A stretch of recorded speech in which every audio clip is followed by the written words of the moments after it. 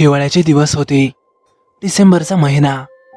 गारठवणारी गुलाबी थंडी अंगाला भिडत होती. गावाच्या सभोवताली पसरलेली शेतं सकाळच्या दवाने चमकत होती. सकाळी धुक्याचा पडदा संपूर्ण गावावर पसरलेला असायचा. दूरवरच्या डोंगरांच्या रांगाही त्या धुक्यात हरवून जायच्या. हे आहे आमचं छोटंसं गाव. गावात मातीचे रस्ते, कौलारू घरं आणि अंगणात उभे असलेले आंबा, जांभूळ आणि चिंचेचे वृक्ष. पण संध्याकाळ होताच सर्वत्र नीरव शांतता पसरते. त्या दिवसात संध्याकाळी गावात एक वेगळीच मजा असायची. सूर्य मावळायला लागला की थंडी अजूनच वाढायची. मग गावातल्या मोकळ्या जागेत किंवा एखाद्या वडाच्या अंगणात आम्ही सगळी पोरं शेकोटी पेटवून बसायचो. त्या शेकोटीच्या लालभडक ज्वाळा, धुराचा वास आणि अंगणात पडणारी ऊब, त्या सगळ्या वातावरणात बसून भूतखेतांच्या गोष्टी करायची मजाच काही वेगळी होती. त्या दिवशीही असंच झालं. संध्याकाळ झाली होती. आकाशात हळूहळू काळोख दाटत होता. थंडीची झुळूक ही थेट अंगावर येत होती. आम्ही गावाच्या चौकाजवळच्या मोकळ्या जागेत मोठी शेकोटी पेटवलेली होती. लाकडं जळताना कटकट असा आवाज करत होती. लालभडक निखारे हवेत सर्वत्र उडत होती. आणि आम्ही सगळी पोरं शेकोटीला गोल घालून बसलो होतो.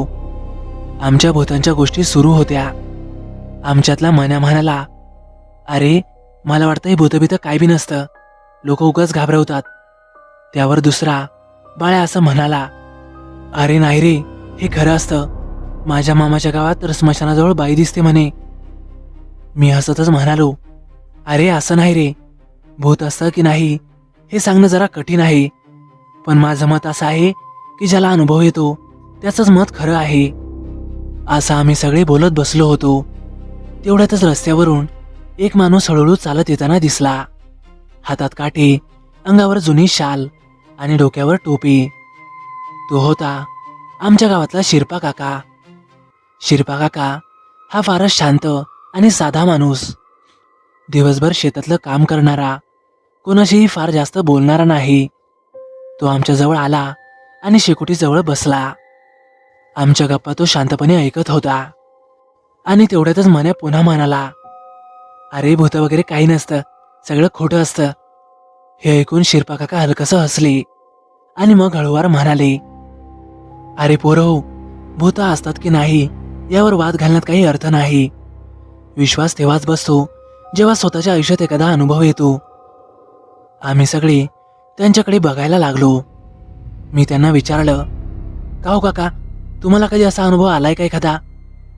शिरपा काकांनी थोडा वेळ शांतपणे शेकोटीकडे पाहिलं. त्या लालभडक निखाऱ्याकडे बघत ते म्हणाले, हो, आणि आजही तो दिवस आठवला की माझ्या अंगावर सरसरून काटा येतो. आम्ही सगळी पोरं अगदी शांतच बसलो. शेकोटीची ज्वाळा पेटत होती आणि त्या अंधारात शिरपा काकांनी त्यांचा अनुभव सांगायला सुरुवात केली. ही गोष्ट साधारण 2 वर्षांपूर्वीची आहे. मी त्या वर्षी माझ्या शेतात गहू पेरला होता.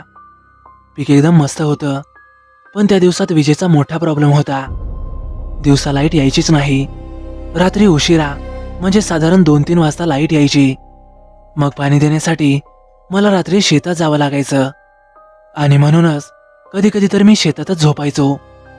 त्या रात्रीही असंच झालं होतं. आकाश अगदी काळोखात बुडालेलं होतं. थंड वारा सुटलेला. दूरवर कुत्र्यांच्या भुंकण्याचा आवाज येत होता. मी मोटार चालू करून गव्हाच्या पिकाला पाणी दिलं. पाणी देऊन झाल्यावर माझं शरीर पूर्णपणे थकलं होतं. म्हणूनच मी शेतात ठेवलेल्या बाजेवर अंग टाकलं. गारवारा वाहत होता आणि मला नकळतच झोप लागली. किती वेळ झोपलो माहीत नाही, पण अचानकच मला असं वाटलं की कोणीतरी मला हलवून उठवत आहे. मी दचकूनच डोळे उघडले तर समोर एक माणूस उभा होता. पहिल्यांदा मला काहीच कळालं नाही, पण नीट पाहिलं तर तो आपल्याच गावातला कटिंगवाला चंदू होता. मी म्हणालो, अरे चंद्या, काय रे, एवढ्या रात्री इथं काय करतोय? तो घाईघाईने म्हणाला, अरे शिरपादा, लवकर माझ्यासोबत चल. माझ्या शेतातल्या विहिरीत एक बाई पडली आहे, तिला वाचवायलाच हवं, चल पटकन. त्याचा आवाज खूपच घाबरलेला वाटत होता. मी पटकन उठलो आणि त्याच्या मागे धावू लागलो. रात्र खूपच काळोखी होती. आम्ही दोघं शेताच्या वाटेने धावत होतो. थोड्याच वेळात आम्ही त्याच्या शेताजवळ पोहोचलो. विहीर अजूनही थोडी दूर होती, पण अचानकच माझ्या डोक्यात एक विचार विजेसारखा चमकून गेला. मी जरा थबकलोच, कारण मला आठवलं की चंदू तर महिनाभरापूर्वीच मेलाय. हो, तो स्वतःच्या शेतातल्या विहिरीत उडी मारून मेला होता. हे आठवताच माझ्या अंगावर सरसरून काटा आला. मी हळूच मागे वळून पाहिलं तर माझ्या मागे कोणीही नव्हतं. सर्वत्र एकदम शांतता. मी पुन्हा पुढे पाहिलं आणि समोरचं दृश्य पाहून माझा जीव अक्षरशः थरकापला. विहिरीच्या कठड्यावर चंदू शांतपणे बसला होता. तो मला हाताने त्याच्याकडे येण्याचा इशारा करत होता. ये शिरपादा, ये इथे ये. पण आता त्याचं रूप पूर्णपणे बदललं होतं. त्याचे डोळे खोलखोल खड्ड्यासारखे झाले होते. बुबुळही दिसत नव्हतं. तोंड वाकडं झालेलं, चेहऱ्यावर मांस विचित्रपणे लोंबत होतं. आकाशात चंद्रही दिसत नव्हता, कारण ती अमावास्येची रात्र होती. पण विहिरीजवळच्या लावलेल्या पिवळ्या लाईटच्या प्रकाशात त्याचं ते भयानक रूप मला स्पष्ट दिसत होतं. तेवढ्यातच तो पुन्हा म्हणाला, अरे शिरपादा, ये की इकडं. त्या आवाजात एक विचित्र ओढ होती, पण माझ्या पायातली ताकदच गेली. क्षणभर मला असं वाटलं की मी तिथेच कोसळेन, पण अचानकच मला भान आलं आणि मी मागे वळून जीवाच्या आकांतानं गावाकडे धावायला सुरुवात केली. मी वेगाने धावत होतो आणि धावत धावत देवाचं नामस्मरण करत होतो. मागून कितीतरी वेळा त्याचा आवाज मला ऐकू येत होता. अरे शिरपादा, थांब की, थांब, कुठं पळतोय? पण मी मात्र एकदाही मागे वळून पाहिलं नाही. शेवटी कसं तरी गावात पोहोचलो. घरी येऊन दरवाजा घट्ट लावला. माझं संपूर्ण शरीर भीतीने थरथरत होतं. रात्रभर मला झोपच लागली नाही. जरा काही डोळा लागला की डोळ्यासमोर चंदूचं रूप दिसायचं. दुसऱ्या दिवशी मी लोकांना घडलेली सर्व घटना सांगितली. तेव्हा गावातल्या एका म्हाताऱ्याने सांगितलं की चंदू ज्या विहिरीत मेला त्या विहिरीजवळ अमावास्येच्या रात्री तोच दिसतो. तो लोकांना विहिरीकडे बोलवतो.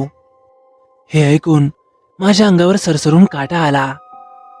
त्या दिवसानंतर मात्र मी कधीही अमावास्येच्या रात्री शेतात गेलोच नाही.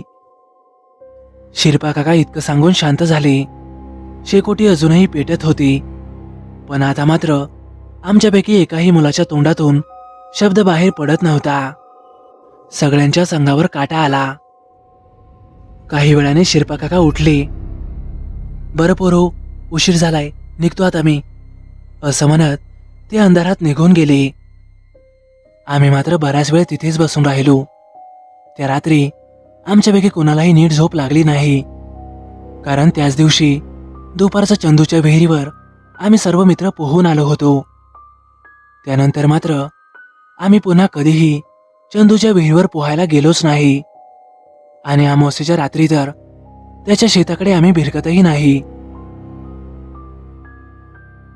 तर मित्रांनो, कसा वाटला तुम्हाला अनुभव? आवडल्यास नक्की लाईक करा, कमेंट करायला विसरू नका. आणि हो, आपल्या चॅनलला आतापर्यंत सबस्क्राईब केलं नसेल तर नक्की सबस्क्राईब करा आणि बाजूला येणाऱ्या बेल आयकॉनलाही नक्की दाबा.